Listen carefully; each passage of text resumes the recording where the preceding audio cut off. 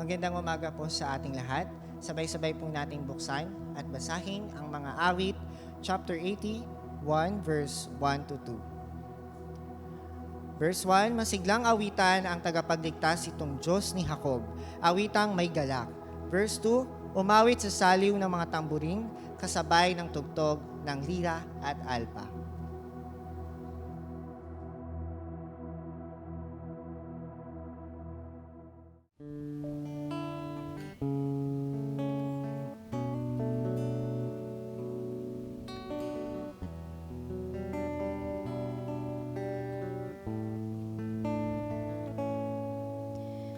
Purify my heart, let me be as gold and precious silver.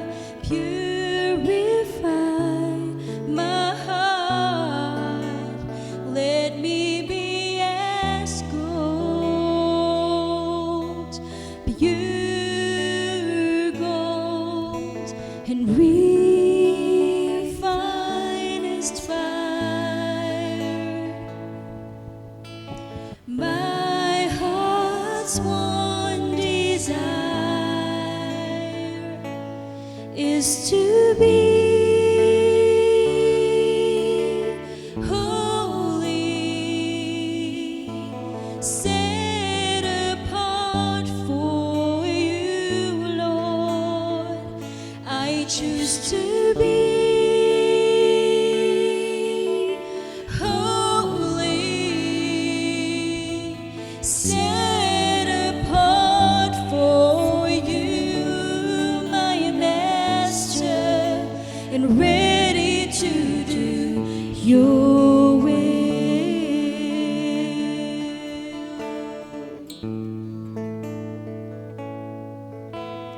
Purify my heart, cleanse me from within. Yes, oh God. And make me holy. Purify my heart, cleanse me from my Praise you, sin. Deep within, We sing. refine us fire. My heart's one desire is to be holy, set apart for you, Lord. I choose to be holy, set apart for you, my Master, and ready to do your will.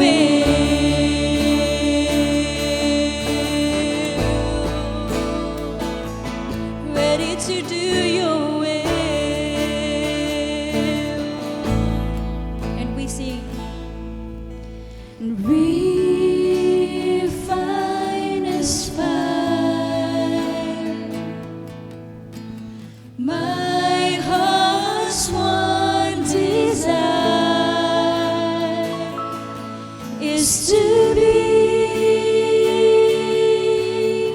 holy, set apart for you, Lord, and I choose to be. I choose to be holy, set apart for you, my Master, and ready to do your will. Ready to do your will. May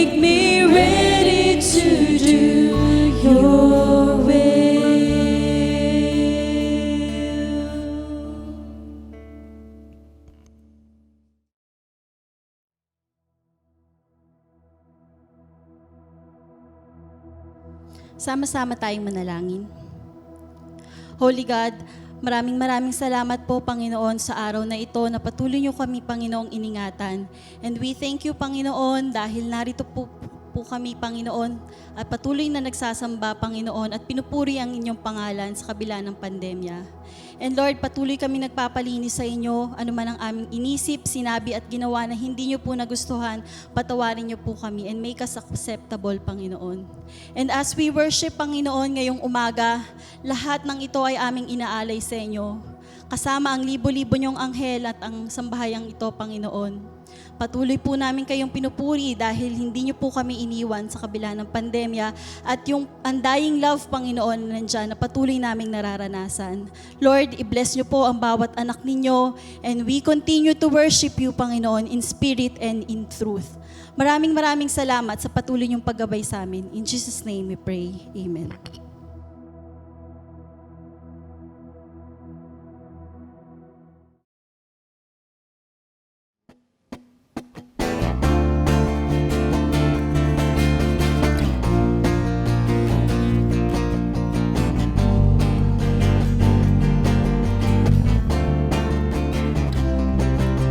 Fear not, for I am with you. Fear not, for I am with you. Fear not, for I am with you, says the Lord.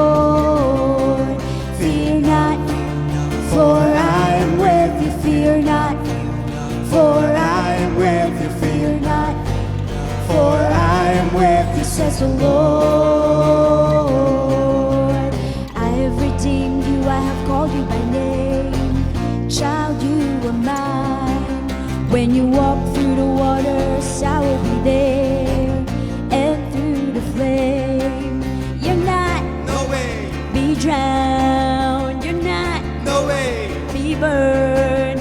For I am with you. Fear not, for I am with you. Fear not, for I am with you. Fear not, for I am with you, says the Lord. Fear not, for I am with you. Fear not, for I am with you. Fear not, for I am with you, says the Lord. I have redeemed you, I have called you by name. Child, you are mine. When you walk through the waters, I will be there. And through the flame, you're not No way, be drowned. You're not no way. be burned, for I am with you. Fear not, for I am with you. Fear not, for I am with you. Fear not, for I am with you, says the Lord. Fear not, for I am with you. Fear not, for I am with you. Fear not, for I am with you, says the Lord. Fear not.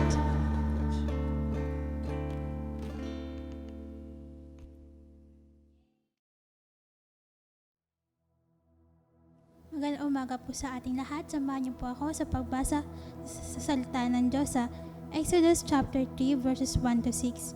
Tinawag ng Diyos si Moises. Samantala, habang nagpapasto si Moises ng kawan ng banyan si Jethro na pari sa Midian, itinawid niya ang kawan sa gawing kanluran ng disyerto at nakarating siya sa Sinai, ang bundok ng Diyos. Doon, ang anghel ni Yahweh ay nagpakita sa kanya na parang apoy na nagmumula sa gitna ng isang mababang punong kahoy. Kitang-kita ni Moises na nangliliyaw ang puno, ngunit hindi nasusunog. Kaya't nasabi niya sa kanyang sarili, nakakapagtaka naman ito. Titignan ko ngang mabuti kung bakit hindi iyon natutupok gayon nagliliyab. Nanlalapit na si Moises, tinawag siya ni Yahweh buhat sa nagliliyab na punong kahoy. Moises, Moises, ano po iyon? Sagot niya. Sinabi ng Diyos, huwag kang lumapit. Hubarin mo iyong sandalya sapagkat banal na lugar ang kinatatayuan mo. Ako ang Diyos sa sinamba na iyong mga ninuno ang Diyos ni Abraham, ni Isaac at ni Jacob. Tinakpan ni Moses ang kanyang mukha sapagkat natakot siyang tumingin sa Diyos. Purihin ang Diyos sa kanya mabuting salita.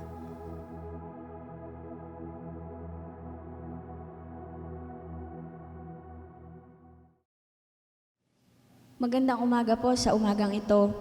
Bigyan po natin ng papuri ang Panginoon because He deserves all our praise. For you alone deserve all glory. For you alone deserve all praise. Father, we worship and adore you. Father, we long to see your face. For you alone deserve all glory. For you alone deserve all praise. Father, we love you and we worship you this day. Let's sing For You Alone. For you alone deserve all glory. For you alone deserve all praise. Father, we worship and adore you. Father, we long to see your face. For you alone deserve all glory. For you alone deserve all praise. Father, we love you and we worship you this day. Hallelujah. Let's continue to worship the Lord. You are the peace that guards my heart, my help in times of need. You are the hope that leads me on and brings me to my knees. For there I found you waiting, and there I find release. So with all of my heart I worship, and unto you I sing. For you alone deserve all glory. For you alone deserve all praise. Father, we worship and adore you. Father, we long to see your face. For you alone deserve all glory. For you alone deserve all praise. Father, we love you and we worship you this day. You are the peace. Let's all sing for the Lord. Hallelujah. You are the peace that guards my heart, my help in times of need. You are alone that leads me on and brings me to my knees.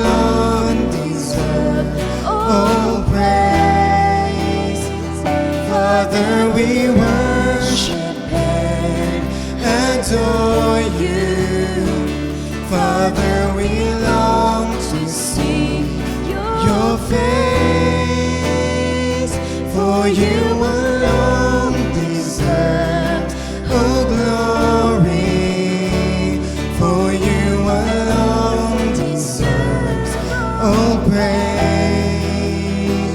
Father, we loved you and we worship you this day.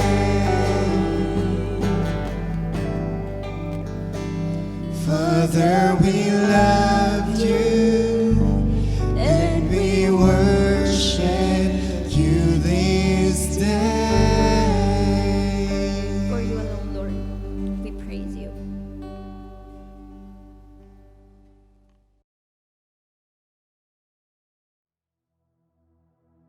Sige po, magandang umaga sa bawat isa. Samahan niyo po ako sa ating panalangin ngayong umaga. Dakilang Ama, patuloy po kaming nagpapasalamat sa iyo sa kabutihan mo sa amin. Lalong-lalo na o Diyos sa buhay na ito, na patuloy o Diyos na ginagamit mo bilang tagapaglingkod mo. Kaya ngayong umaga o Diyos, patuloy ka namin pinupupurihan at patuloy ka namin itinataas sapagkat walang ibang Diyos na katulad mo, Panginoong Hesus. Kaya ngayong umaga, hiniling namin, O Diyos, na igawad mo sa amin ang iyong kahabagan, lalong-lalo na sa aming buhay na ito, Panginoon, na patuloy mong ginagamit sa paglilingkod sa iyo. Hiniling namin, Panginoon, na patuloy kang manguna sa bawat isa at mangusap ka po, O Diyos, sa pamamagitan, Ama, ng iyong mga salita na patuloy na ibabahagi sa bawat isa sa amin. Naniniwala po kami, Panginoon, sa buhay namin ngayon na ikaw yung kasama namin sapagkat ikaw yung banal na karapat-dapat namin paglingkuran. Kaya ngayong umaga, hiniling namin, Lord God, na patuloy na mangusap ka sa pamamagitan ng iyong lingkod na gagamitin upang ibahagi ang mabuting balita ng kaligtasan. Kaya, O Diyos, kami po ay nagpupuri at nagpapasalamat sapagkat ikaw pa rin yung nagbibigay ng kalakasan sa bawat isa sa amin. Lalo na sa panahon namin ngayon, O Diyos, ikaw pa rin yung Diyos na patuloy na nagpapalakas, nagpapatatag sa bawat isa. Ano man, Lord, ang mga bagay na nagaganap sa buhay namin, ikaw pa rin yung Diyos na aming pinaglilingkuran at patuloy na pinagtitiwalaan. Salamat po, Ama, sa umagang ito. Nawa, O God, igawad mo sa amin ang iyong patuloy na blessing sa bawat isa, lalo na, O Diyos, ang salita mo na nagbibigay sa amin ng walang hanggang blessing. Maraming salamat, Ama, at sa iyo po ang lahat ng papuri sa pangalan ng Panginoong Hesus. Amen.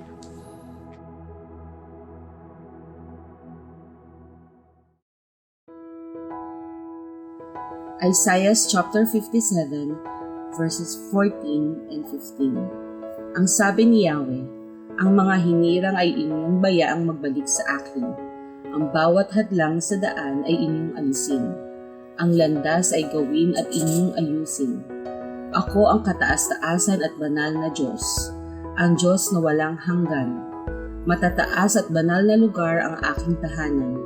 Sa mababang loob at nagsisisi, ako ay sasama. Aking ibabalik ang pagtitiwala nila at pag-asa.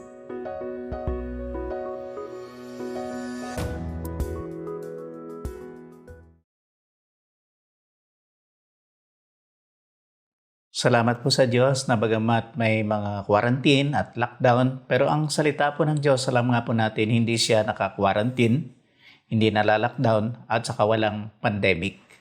Kaya purihin po ang Diyos ngayong araw po na ito, muli meron po tayong pagbubulay ng salita ng Diyos. Pero bago po yun, meron tayong pabalita na sa darating pong Biyernes, sa Biyernes Santo o Holy Friday, meron po tayong gaganaping online na pagpapasalamat din, pagpupuri, at lalo-lalo na pagsamba sa Diyos sa ginawa niyang pagliligtas sa atin. Kaya abangan po ninyo yan. At nawa po ay kung paano tayo sumasama ngayon ay ganun din, magbigay tayo ng panahon sa araw po ng Biyernes para sa gawain ito. At meron din tayong papadalang isang linggo na babasahin ng pagsubaybay sa buhay ng Panginoong Hesus mula po ng linggo, tapos Lunes hanggang doon sa linggo ng pagkabuhay. Kaya po tingnan nyo rin po sa ating announcement ang mga bagay na ito. Ngayon po ang pagbubulayan natin ay ang patutuo sa buhay ni Moises na kasama niya ang Diyos at sinamahan siya ng Diyos. Kaya po ito isang patunay na talagang totoo yung ating pinag-aaralan kasi po maraming mga tao ang nakaranas at nagpatutuo na kasama nila ang Diyos sa kanilang buhay si Abraham, si Isaac, si Jacob, si Moses, at marami pa po mga mananampalataya. At maging sa panahon natin, maging sa panahon po ng mga apostol, Apostol Pablo, Apostol Juan, at maging sa panahon po natin ngayon, alam po natin ang Diyos ay sumasama sa atin. Kaya po, muli, samahan niyo po ako sa pagbubulay dito po sa binasa kanina sa Exodo, Kabanatang 3, mula po doon sa una hanggang sa tutuloy po natin hanggang 14. Doon sa verse 1, ganito po ang pagkasabi. Samantala habang nagpapastol si Moises ng kawan ng biyanan niyang si Jethro na pari sa Midian, ay tinawid niya ang kawan ng mga tupa sa gawing kanluran ng disyerto at nakarating siya sa Sinai, ang bundok ng Diyos. Kaya dito po, mababasa natin na si Moises ay nagpapastol ng tupa. Alam po natin na siya po ay 40 taon doon sa palasyo ng Ehipto. Dahil po siya ay na ampon ng prinsesa at naging prinsipe po siya doon at siya po ay mataas ang kanyang katatayuan doon po sa lugar ng Ehipto. Ngunit sa dahil nga sa pag-identify niya o pagkampi niya sa kanyang mga kababayan, siya po ay napalayas at napunta po siya rito sa Midian at dito na nga po siya nakapag-asawa at siya nga po ngayon ay naging isang pastol ng tupa. Ngunit sa lahat po ng gawain, mayroong plano ang Diyos sapagkat yung pagpapastol niya ng tupa naging daan para mas malaman niya ang pasikot-sikot doon po sa disyerto at sa bundok na yaon. Ganon din sa buhay po natin. Maring sa ngayon, tayo po ay nagtatrabaho para sa ikabubuhay natin. Maring iba po sa atin ay guro, ang iba po naman ay nagtatrabaho sa mga call centers, yung iba po naman ay meron pang mga ibang gawain sa bilang frontliners. Maring ikaw rin ay isang driver, tricycle driver, karpintero o sa bahay o anuman po ang ating trabaho. Ito po ay mahalaga din sa Diyos. Pwede nating ialay sa Panginoon. Maging po yung kagaya ni Moises, siya po ay nagpapastol ng tupa. Ngunit, ihanda natin ang ating sarili kasi hindi lamang yon ang gusto ng Diyos na gagawin natin. Tayo itinawag niya hindi lamang para maghanap buhay, kundi para gampanan pa ang iba pang mga maaring ipapagawa sa atin ng Diyos sa ating buhay. At ito nga po ay makikita natin dito sa story ni Moises. Kaya ituloy po natin ang pangyayari. Doon sa verses 2 and 4, 2-4, sabi po doon, ang anghel ni Yahweh ay nagpakita sa kanya na parang apoy nagmumula sa gitna ng isang mababang punong kahoy. Kitang-kita ni Moises na nagliliyab ang puno ngunit hindi nasusunog. Kaya't nasabi niya sa kanyang sarili, nakapagtataka naman ito. Tingnan ko ang mabuti kung bakit hindi iyon natutupok gayong nagliliyab. At nang lalapit na si Moises, tinawag siya ni Yahweh buhat sa nagliliyab na punong kahoy at sinabing, Moises, Moises. At ang sagot ni Moises, ano po iyon?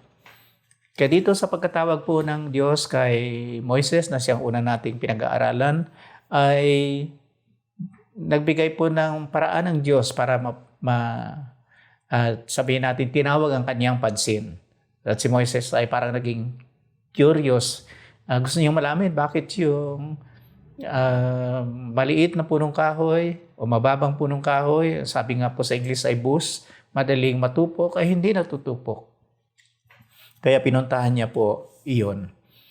So kung minsan ganun po ang Diyos pagtawag niya sa atin, minsan out of curiosity, nagbasa tayo ng Biblia, o kung minsan po naman dahil sa online, nakipanood tayo, ngunit hindi natin alam na ito ay maaaring mga daan ng Diyos para po tayo ay kanyang tawagin at mapasa kanya at samahan niya tayo at makasama natin siya. Yung po ritong burning bush o yung pong mababang punong kahoy na yan na madaling matupok, sabi po ay naglalarawan din sa mga tao na maring sa mata ng lipunan ay pangkaraniwan lamang o mabababa. Ngunit kung nandoon ang presensya ng Diyos sa kanyang buhay, siya ay pwedeng magliwanag at ang kaluwalhatian ng Diyos ay mahahayag sa kanyang buhay. At kailanman kung kasama niya ang Diyos, hindi siya matutupok, hindi siya masisira because God is not a destructive God. Ang gusto nga niya ay paliwanagin ang ating buhay pagkasama niya tayo. Yan po ang sinasabi ng nag-interpret na paglalarawan din dito ng pagkatawag niya kay Moises na nababasa rin natin sa ngayon. At makita po natin dito, mabasa natin na tinawag ng Diyos si Moises sa kanyang pangalan. Sapagkat kilala ng Diyos ang bawat isa sa atin. Si Moises kilala niya mula pa po ng isinilang, kung paano siya po ay inaahon doon sa ilog ng Nile at naampon ng prinsesa. Ang lahat po ito ay alam ng Diyos. At sinubaybayan niya ito at sa tamang panahon, akala natin kung 80 years old na, huli na, pero hindi po. Sa tamang panahon, meron pa palang special assignment ng Diyos na ipapagawa sa kanya. At ito nga po yung gagamitin siya para tulungan ang mga Israelita na makalabas doon sa Ehipto ng pagkaalipin. Kaya ganun din po sa atin. Abangan natin pa ang mga tawag, anong gagawin ng Diyos. Hindi lamang po tayo tinawag para maging frontliner, maging isang nurse, o maging isang manggagawa. Meron pa pong mataas na pagkatawag ang Diyos sa atin. There is a higher calling for each one of us. Nagagampanan po natin sa kanyang kaharian o sa kaharian ng Diyos. At dito nga po, pagkatapos ng pagkatawag sa kanya, nung sumagot si Moises na ano po yun, ay nagpakilala pa ang Diyos sa kanya. Kasi sinabi ng Diyos sa kanya doon sa verses 5 and 6, huwag kang lumapit, hubarin mo ang iyong sandalyas sapagkat banal na lugar ang kinatatayuan mo. Ako ang Diyos na sinamba ng iyong mga ninuno, ang Diyos ni Abraham, ni Isaac, at ni Jacob.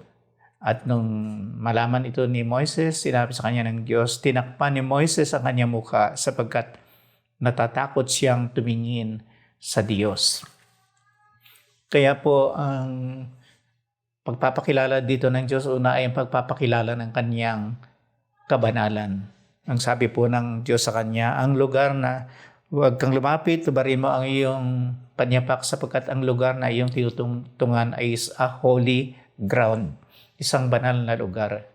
Kaya dito po sa gaya ng ating tema, pinapaabot ng Diyos muna yung kanyang kabanalan bago siya sasama sa atin o bago tayo magpapatuloy na lumakad na kasama niya.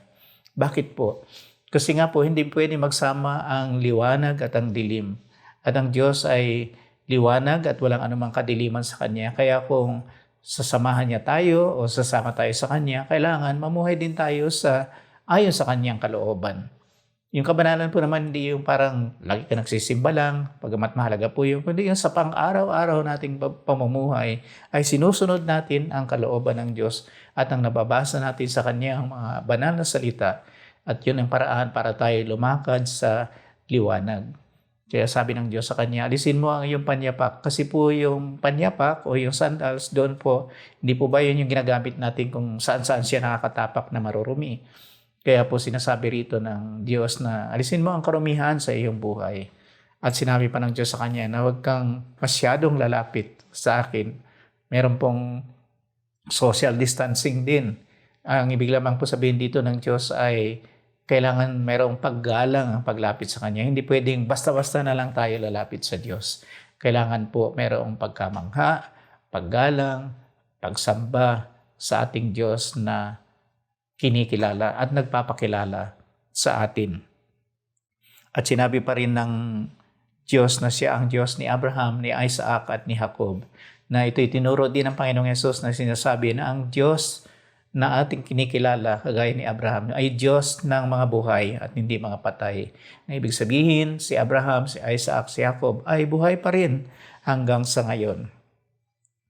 At dahil po doon si Moises, nung nalaman niya yon, tinakpan niya ang kanyang muka. At sinabi pa dito ng Diyos sa verses 7 to 8, nung nagkaroon ng pagkamangha si Moses, na siyang napakahalaga din sa sunod natin sa Kanya, there should always be a holy fear, sabi nga po, pagkamangha sa Kanya, sapagkat The fear of the Lord is the beginning of wisdom. Pagkatapos po nagpakilala pa siya doon sa verses 7 to 8, ang sabi po ng Diyos na si Yahweh, nakikita ko ang labis na kahirapan ng mga Israelita sa Ehipsyo. Alam ko ang hirap na kanilang tinitiis at narinig ko ang kanilang pagdaing. Kaya't bumababa ako upang sila'y iligtas. Ilabas sa Ehipto at ihatid sa lupaing mainam, malawak, mayaman at sagana sa lahat ng bagay. So dito po babasa po natin yung talaga pong ang Diyos nakakaunawa at nalalaman niya na rin ang pagtitiis, ang kahirapan, ang anumang mga pagdaing na nararanasan ng Israelita ng panahon na ito. Ang totoo nga po ay mahigit na silang 400 years sa Egypt at may panahon na sila nga ay naalipin. Ngunit hinintay ng Diyos ang tamang panahon nang sila'y dumami na sabi niya, ngayon ang panahon para ko sila palayain. So naman po ang pinagdadaanan nating pagtitiis sa ngayon dahil po sa mga kahirapan sa buhay. Alam pong lahat yun ng Diyos. Alam niya ang ating pag-iyak, alam niya ang ating mga pinagdadaanan, at meron pa rin siyang plano upang tayo ihatid. Hindi lamang po dito yung tinatawag na lupang pangako, kundi doon sa walang hanggan niyang kaharian. At sabi ng Diyos, gagamitin niya si Moises. At nawa po, ganun din tayo ay ilaan natin yung ating buhay. We should be willing para po paggamit sa Diyos kung saan niya tayo gustong gagamitin para sa kanyang gawain. Sa gawain ng iglesia upang makatulong pa tayo para maabot ang maraming mga tao na nahihirapan sa buhay. Mga taong walang pag-asa sa buhay dahil hindi nila nakilala ang ating Panginoong Hesus. Sila ay nanatili sa pagkaalipin sa maraming bagay at wala silang pag-asa na makarating sa tunay na bayan ng Diyos. Ngunit salamat, tayo ay mayroon noon. Kaya po tayo ngayon ay nawagamitin ng Diyos para sa kanyang gawain. At meron pa pong isang tanong dito si Moises. Sabi niya ay, ngunit ano po ang sasabihin ko kung itanong ng mga Israelita sa akin kung sino nagsugo sa akin? So sinabi ng Diyos, ako nga. Sabihin mo sa Israelita na sinugo ka ng Diyos na ang pangalan ay ako nga o the great I am. Ano po ang ibig sabihin ng pagpapakilala ito ng Diyos? Nang ibig niya sabihin, He is the everlasting God. He is the Almighty, ever-present God. Ang Diyos na hindi nagbabago, the God who never changed. He is the same yesterday, today, and forever. He is always present. Siya ay na laging nasa presensya natin, sa kapanahunan natin, at laging kasama natin. Siya yung the great I am. Hindi siya nagbabago, hindi siya nagkakaedad. He is always the everlasting God. Yan po yung Diyos na kasama ni Moises at sumama rin sa Israelita at sasama rin sa atin. At pagkagayon, nang nakilala ni Moises ang Diyos.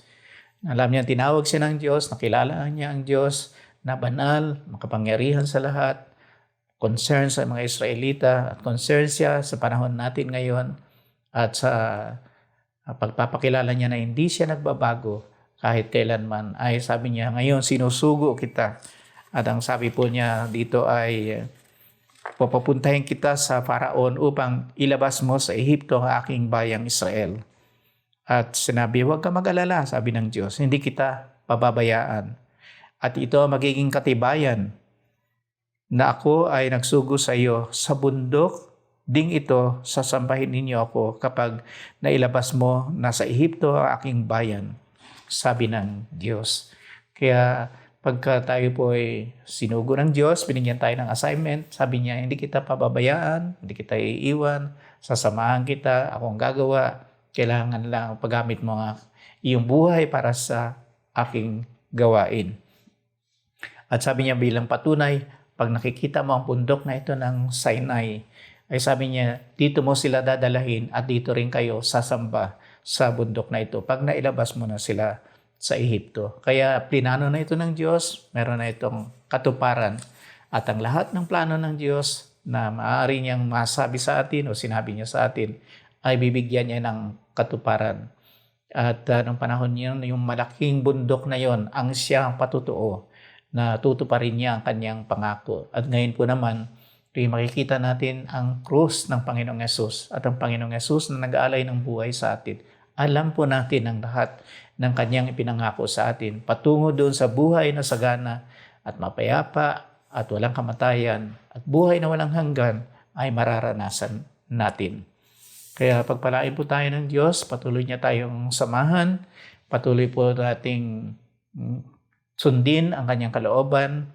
Kung tayo tinatawag niya at alam ko pong tinawag tayo ng Diyos, gawin natin yung dapat natin maging bahagi sa kanyang kaharian at tuparin natin yung mga assignment na pinapagawa sa atin ng Diyos maliban sa mga pang-araw-araw nating gawain, sapagkat ang Diyos po ay tinawag tayo para gampanan pa ang mga tungkulin na ipagkakaloob niya sa atin. Kaya po muli, pagpalain tayo ng Diyos, samahan niya tayo, ingatan niya po tayo, at patuloy tayong maglingkod sa Kanya habang tayo'y nabubuhay hanggang marating natin ang tunay nating tahanan sa Kanyang kaharian.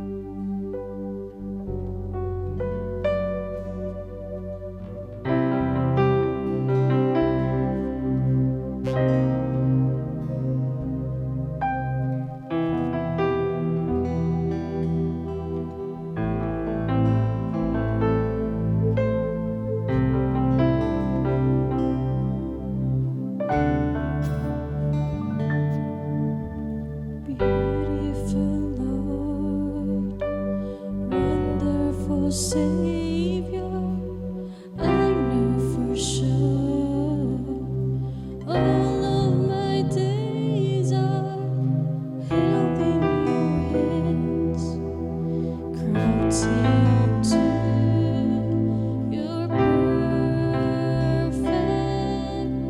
blood. You gently call me into your presence, guiding me by your Holy Spirit. Teach me, dear Lord, to live all of my life through your eyes. I'm captured by your holy calling. Set me apart. I know you're drawing me to yourself. Lead me, Lord, I pray.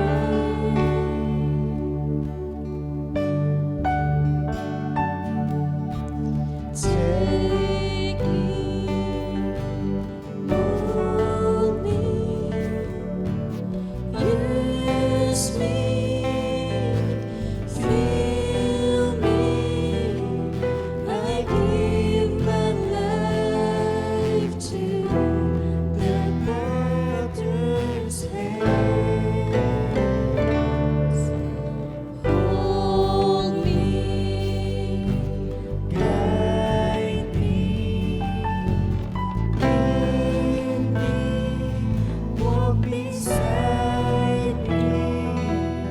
I give my life to the Potter's hands.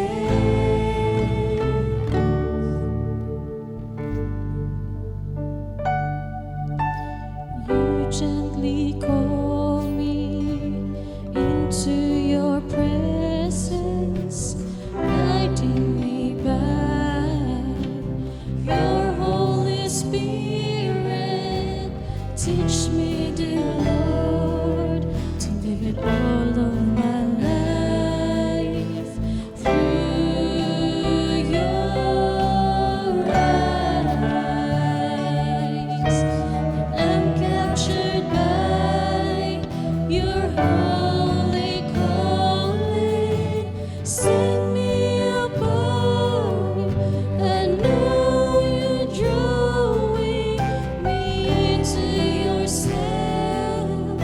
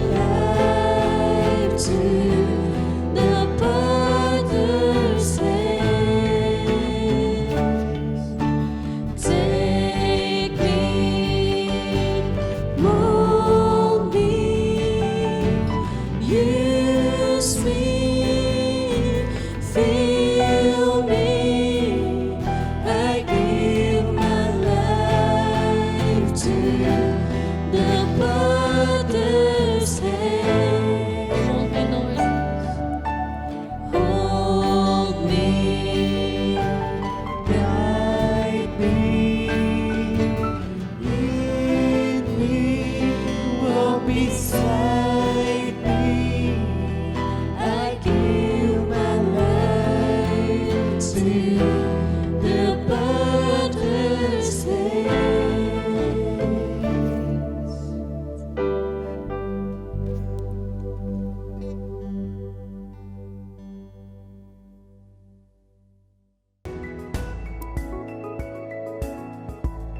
Timoteo chapter 6 verses 14 to 16. Sundin mo ang mabuti ng may katapatan ang mga iniutos sa iyo hanggang sa pagbabalik ng Panginoong Hesukristo. Siya ay darating sa panahong itinakda ng mapagpala at makapangyarihang Diyos, Hari ng mga hari at Panginoon ng mga Panginoon. Siya lamang ang walang kamatayan at nanatili sa liwanag na di matitigan.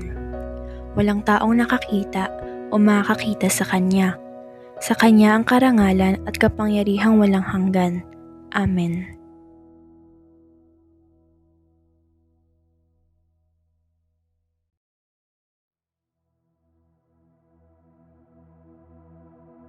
Magkakaroon na po tayo ng huling panalangin at muli po tanggapin natin ang pagpapala ng Diyos sa ating mga buhay. Magkaroon po tayo ng panalangin. Maraming Diyos, salamat po na kayo ang Diyos ni Abraham, ni Isaac at ni Jacob, ni Moises at siya pa rin Diyos namin. You are the great I am. Hindi kayo nagbabago noon, ngayon at magpakailan paman.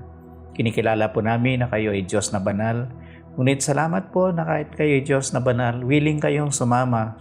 Sinasamahan niyo po kami, gumagawa kayo ng paraan, pinapatawad niyo pa kami upang kami ay lumakad na kasama niyo, makapaglingkod sa inyo, magawa po namin ang aming mga tungkulin para po sa inyo.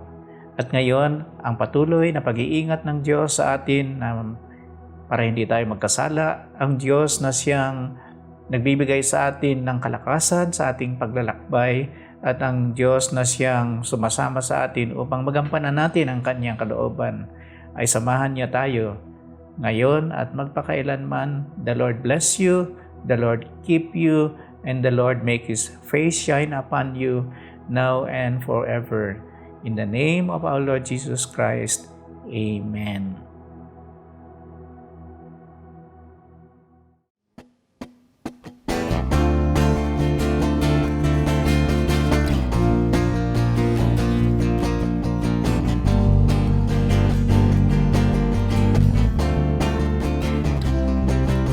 Fear not, for I am with you. Fear not, for I am with you. Fear not, for I am with you, says the Lord.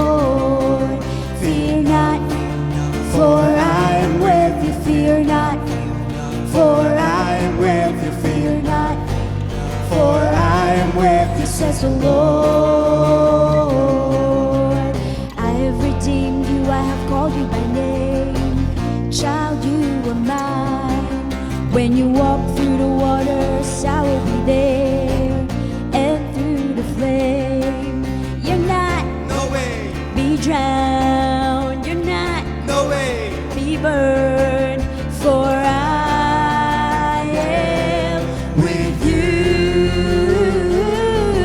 Fear not, for I am with you. Fear not, for I am with you. Fear not, for I am with you, says the Lord. Fear not, for I am with you. Fear not, for I am with you. Fear not, for I am with you, says the Lord. I have redeemed you, I have called you by name. Child, you are mine. When you walk through the water,